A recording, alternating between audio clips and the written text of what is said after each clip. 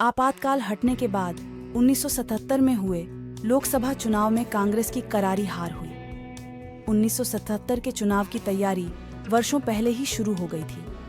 आपातकाल लागू होने और अलोकप्रिय नीतिगत विकल्पों के कारण इन दोनों की वास्तुकार भारत की पहली महिला प्रधानमंत्री इंदिरा गांधी थी, जिनका सम्मान भी किया जाता था और निंदा भी की जाती थी। आपातकाल की कहानी की जड़ें 1971 में मिलती हैं, जब समाजवादी नेता राजनारायण उत्तर प्रदेश की रायबरेली सीट पर लोकसभा चुनाव में श्रीमती गांधी से हार गए थे। श्री नारायण ने चुनावी कदाचार और जन प्रतिनिधित्व अधिनियम 1951 के उल्लंघन का आरोप लगाते हुए एक मामला दायर किया, जिसमें कहा गया कि श्रीमती गांधी ने अपने चुनाव एजेंट यशपाल कपूर सहित अपने चुनाव कार्य के लिए सरकारी अधिकारियों का इस्तेमाल किया। 12 जून 1975 को श्रीमती गांधी को इलाहाबाद उच्च न्यायालय द्वारा चुनावी कदाचार का दोषी ठहराया गया और उन्हें 6 साल के लिए लोकसभा और सभी निर्वाचित पदों से अयोग्य घोषित कर दिया गया। अब हम 1977 में आश्चर्यजनक उलटफेर की जांच करते हैं, जिसने जनता पार्टी को केंद्र में ला दिया और इंदिरा गांधी की कांग्रेस को उखाड़ फेंका। इसके तुरंत बाद 25 जून 1975 को श्रीमती गांधी की सरकार की सिफारिश पर तत्कालीन राष्ट्रपति फखरुद्दीन अली अहमद ने पाकिस्तान के साथ युद्ध के बाद राष्ट्रीय सुरक्षा के लिए खतरों का हवाला देते हुए देश भर में आपातकाल की घोषणा की। आपातकाल में मौलिक अधिकारों का निलंबन, विपक्षी नेताओं की हिरासत और गिरफ्तारी और प्रेस सेंसरशिप देखी गई। 1975 के 38वें संशोधन अधिनियम ने भी न्यायिक समीक्षा से मुक्त एक राष्ट्रीय आपातकाल की घोषणा की। आपातकाल 21 मार्च 1977 तक प्रभावी रहा। इस 21 महीने की अवधि में बड़े पैमाने पर अशांति फैल गई। इंदिरा गांधी के नेतृत्व वाली कांग्रेस सरकार द्वारा उठाए गए अन्य उपायों ने भी विवाद को जन्म दिया, विशेष रूप से परिवार नियोजन के उपाय, विशेष रूप से पुरुष नसबंदी, जो कभी कभी बलपूर्वक किए जाते थे। 1971 में श्रीमती गांधी 2/3 बहुमत के साथ सत्ता में आईं और 5वीं लोकसभा में कांग्रेस के पास बहुमत था। उस समय विपक्षी दलों ने एक गठबंधन बनाया, जिसमें कांग्रेस, संयुक्त सोशलिस्ट पार्टी, प्रजा सोशलिस्ट पार्टी, स्वतंत्र पार्टी और भारतीय जनसंघ शामिल थे। लेकिन लोकतंत्र खतरे में है के नारे के साथ यह महागठबंधन कांग्रेस के आधिपत्य को तोड़ने में विफल रहा। सिख विद्रोह से निपटने के अपने सत्तावादी तरीकों की व्यापक आलोचना के बाद श्रीमती गांधी ने छठे लोकसभा चुनाव का आह्वान किया। अब विपक्ष आजादी के बाद से कांग्रेस के 30 साल के अटूट कार्यकाल को खत्म करने के लिए नए सिरे से प्रयास कर रहा था। अलग अलग विचारधाराओं वाली 6 पार्टियां गठबंधन का हिस्सा थीं। जनसंघ, कांग्रेस, भारतीय लोकदल, पीएसपी और एसएसपी की सोशलिस्ट पार्टी, स्वतंत्र पार्टी और नवगठित कांग्रेस फॉर डेमोक्रेसी, जयप्रकाश के प्रेरित नेतृत्व में नारायण। श्री नारायण 1929 से कांग्रेस के पुराने रक्षक के स्वतंत्रता सेनानी थे। उन्होंने 1948 में अन्य कांग्रेस समाजवादियों के साथ पार्टी छोड़ दी। उन्होंने 1952 में प्रजा सोशलिस्ट पार्टी का गठन किया। 1974 में श्री नारायण श्रीमती गांधी के कट्टर आलोचक के रूप में उभरे और जल्द ही आपातकाल युग के विपक्ष के लिए एक रैली स्थल बन गए। हालांकि एक मुद्दे पर सभी विपक्षी दल और सीपीएम एकजुट थे: आपातकाल की पूर्ण अस्वीकृति। कांग्रेस ने अपना बचाव किया और उसके सहयोगी दल सीपीआई ने आपातकाल के दौरान बाद के घटनाक्रमों को अस्वीकार करते हुए समर्थन की पेशकश की। जब 16 मार्च 1977 को मतदान का दिन आया, तो लोग रिकॉर्ड संख्या में मतदान करने के लिए निकले। उस वर्ष की द हिंदू रिपोर्ट के अनुसार तमिलनाडु और कर्नाटक जैसे राज्यों में पहले दिन ही 60% से अधिक मतदान हुआ। पुराने हैदराबाद से भी 60 से 70% मतदान की खबर है। 20 मार्च 1977 को आयोजित मैराथन मतदान अभ्यास के अंतिम मतदान के साथ 540 निर्वाचन क्षेत्रों में से 300 में मतदान पहले दिन समाप्त हो गया था। जैसा कि कांग्रेस के दिग्गज डॉक्टर शंकर दयाल शर्मा को हराने वाले जनता पार्टी के उम्मीदवार आरिफ बेग ने कहा था, 1977 का चुनाव एक चुनाव नहीं, एक क्रांति है। एक आश्चर्यजनक उलटफेर में कांग्रेस लोकसभा में 350 सीटों से घटकर 153 सीटों पर पहुंच गई। उत्तर प्रदेश, बिहार, हरियाणा, पंजाब और अन्य उत्तरी क्षेत्रों में जनता पार्टी की लहर के साथ हिंदी पट्टी में कांग्रेस की लगभग पूरी हार हो गई। कई हिंदी राज्यों में कांग्रेस को एक भी सीट नहीं मिली। प्रधानमंत्री इंदिरा गांधी अपनी गढ़ सीट रायबरेली से राजनारायण से हार गईं, जिस निर्वाचन क्षेत्र पर उनका भारी बहुमत था। उनकी अचूकता का मिथक टूट गया है। क्या इसका मतलब यह है कि इन चुनावों में उनके आश्चर्यजनक उलटफेर से नेहरू की किंवदंती या विरासत समाप्त हो गई है? संपादकीय में श्रीमती गांधी की हार के बारे में लिखा गया। क्या उन्हें राजनीतिक परिदृश्य से हमेशा के लिए हटा दिया गया है? संजय गांधी भी कांग्रेस के एक अन्य गढ़ अमेठी से जनता पार्टी के रविंद्र प्रताप सिंह से हार गए। नसबंदी अभियान जोशपूर्ण था, अक्सर चिंताजनक रूप से। जबकि केंद्र ने नसबंदी के लिए 4 लाख का लक्ष्य निर्धारित किया था, यूपी राज्य सरकार ने इसे बढ़ाकर 15 लाख कर दिया और अधिकारियों को किसी भी माध्यम से इस लक्ष्य को हासिल करने का निर्देश दिया। कथित तौर पर अपात्र श्रेणियों में भी असहाय युवाओं पर नसबंदी करने के लिए जबरदस्ती और बल का प्रयोग किया गया था, खासकर हरियाणा और हिमाचल प्रदेश के कुछ हिस्सों में। आपातकाल से करीबी तौर पर जुड़े सभी लोग हार गए, जिनमें श्रीमती गांधी और केंद्रीय सूचना एवं प्रसारण मंत्री वीसी शुक्ला भी शामिल थे।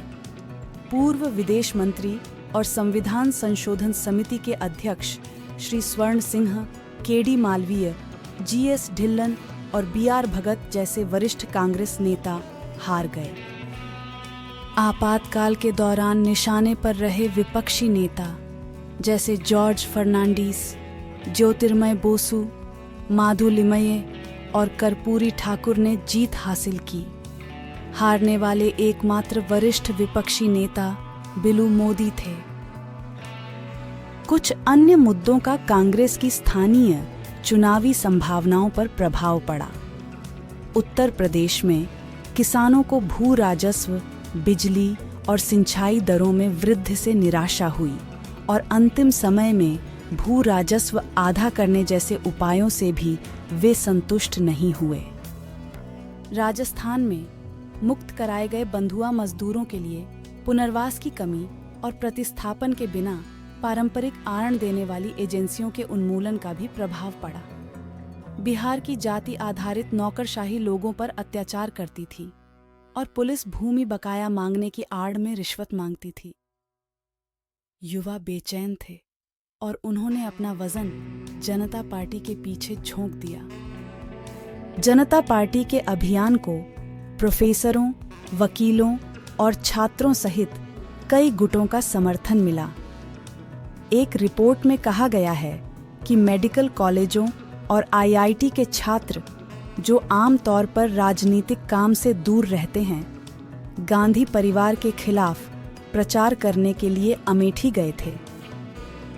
जनता पार्टी का धन लोगों की अपनी जेब से आया। छात्रों ने जूते चमकाने और छोटे दान से भी धन एकत्र किया।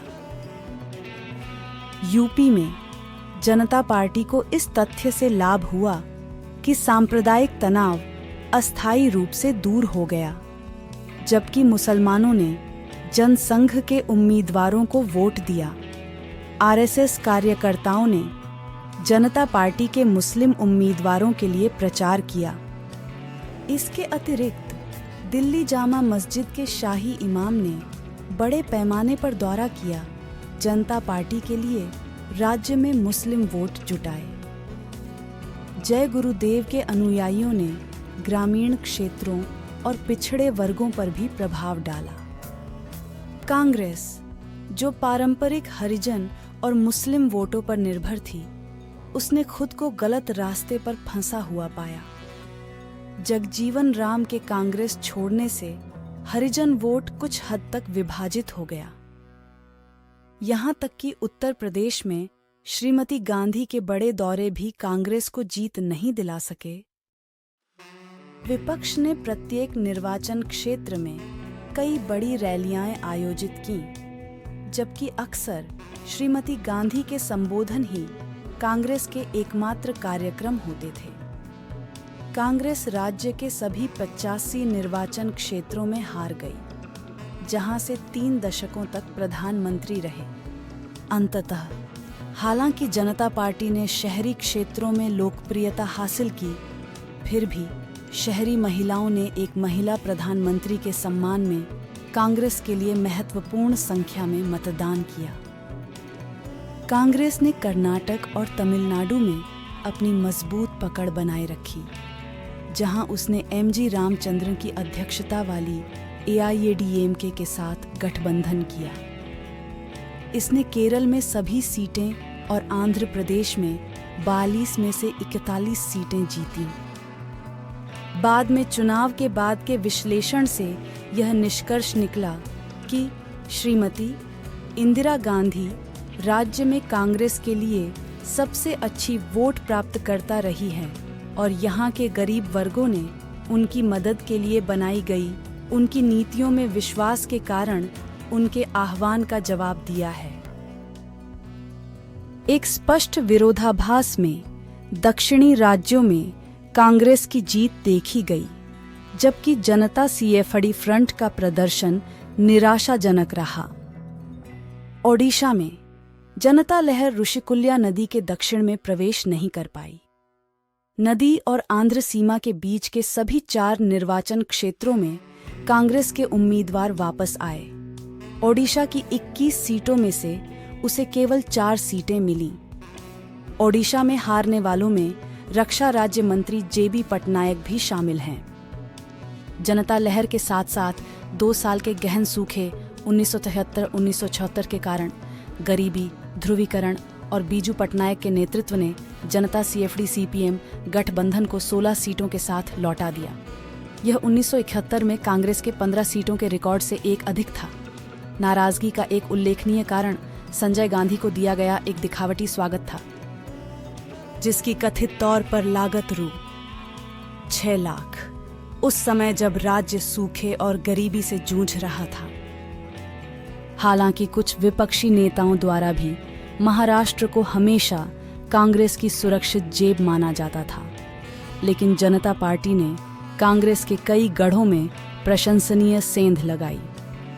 कांग्रेस को राज्य की 48 में से 20 सीटें मिलीं, जबकि जनता सीएफडी गठबंधन को 19 सीटें मिलीं।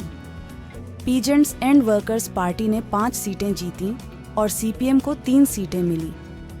रिपब्लिकन पार्टी को 1 मिला। सीपीआई पूरी तरह हार गई। विपक्ष ने कांग्रेस की जन्मस्थली बंबई में कांग्रेस को करारी शिकस्त दी, जो 1957 के अलग महाराष्ट्र आंदोलन के दौरान भी हमेशा पार्टी के पीछे मजबूती से खड़ी रही थी। चुनाव के बाद के विश्लेषण में मिल श्रमिकों, सरकारी कर्मचारियों, महिलाओं और झुग्गी झोपड़ी में रहने वालों की उदासीनता को कांग्रेस की हार का कारण बताया गया। कॉलेज समूहों ने भी जनता उम्मीदवारों के लिए सक्रिय रूप से काम किया। श्रीमती गांधी को वोट देने की शिवसेना नेता बाल ठाकरे की आखिरी मिनट की अपील पर कोई ध्यान नहीं दिया गया, क्योंकि कई पार्टी कार्यकर्ताओं ने जनता पार्टी के उम्मीदवारों के लिए प्रचार किया था। गुजरात में मिश्रित परिणाम देखने को मिला, जहां जनता मोर्चा को कांग्रेस की 10 की तुलना में 16 सीटें मिलीं। जैसे ही उनकी पार्टी की संख्या लोकसभा में अल्पमत में आ गई, इंदिरा गांधी के लिए समय आ गया था कि वे प्रधानमंत्री पद से हट जाएं। भले ही थोड़े समय के लिए। एक संपादकीय में कहा गया है कि छठी लोकसभा वस्तुतः 2 दलीय संसदीय प्रणाली की ओर आगे बढ़ रही है, एक ऐसा विकास जिसे हमारे युवा लोकतंत्र के विकास में सबसे वांछनीय चीज माना जाता है। एक बयान में श्रीमती गांधी ने इच्छा व्यक्त की कि भारत की धर्मनिरपेक्ष, समाजवादी और लोकतांत्रिक नींव को मजबूत किया जाएगा। इसके बाद उन्होंने कार्यवाहक अध्यक्ष बीडी जत्ती को अपना इस्तीफा सौंप दिया। फिलहाल श्रीमती गांधी के बाद जनता पार्टी के अध्यक्ष मोरारजी देसाई अगले प्रधानमंत्री बने। यह विकल्प भी विवाद से मुक्त नहीं था। कई लोगों का मानना था कि जगजीवन राम इस भूमिका के लिए बेहतर उपयुक्त थे। हालांकि 24 मार्च को संसद भवन के सेंट्रल हॉल में जया प्रकाश नारायण की उपस्थिति में आचार्य जेबी कृपलानी द्वारा सर्वसम्मति से गर्जनापूर्ण जयकार की घोषणा की गई। हिंदी कवि दिनकर की पंक्तियों को याद करते हुए उन्होंने श्रीमती का आह्वान किया था। गांधी ने अपना सिंहासन खाली कर दिया। अगले चुनाव की राह हालांकि जनता पार्टी की लहर ने केंद्र और कई राज्यों में कांग्रेस सरकार को उखाड़ फेंका, लेकिन उसका गठबंधन लंबे समय तक टिक नहीं सका। जगजीवन राम को मोरारजी देसाई के पक्ष में प्रधानमंत्री पद के लिए अस्वीकार किए जाने से मतभेद पैदा हो गए और श्री राम नई सरकार में शामिल नहीं हुए। असहज गठबंधन तब और टूट गया जब समाजवादी ट्रेड यूनियनवादी सदस्यों ने तत्कालीन जनसंघ सदस्यों के आरएसएस संबंधों पर सवाल उठाए। इसके अलावा हालांकि शाह आयोग को आपातकाल की ज्यादतियों की जांच के लिए लॉन्च किया गया था, लेकिन इसकी रिपोर्ट से जनता पार्टी को कोई फायदा नहीं हुआ। बीच में चरण सिंह ने श्रीमती गांधी के समर्थन से प्रधानमंत्री के रूप में शपथ ली, लेकिन वह थोड़े समय के लिए ही सत्ता में रहे और 1980 में शीघ्र चुनाव बुलाए गए। इस दौरान चूंकि विधानसभा चुनावों को लोकसभा चुनावों से अलग कर दिया गया था, जनता पार्टी सरकार ने 10 राज्य सरकारों को बर्खास्त कर दिया और उन्हें पुनर्मतदान के लिए मजबूर कर दिया, जिससे अस्थिरता पैदा हो गई।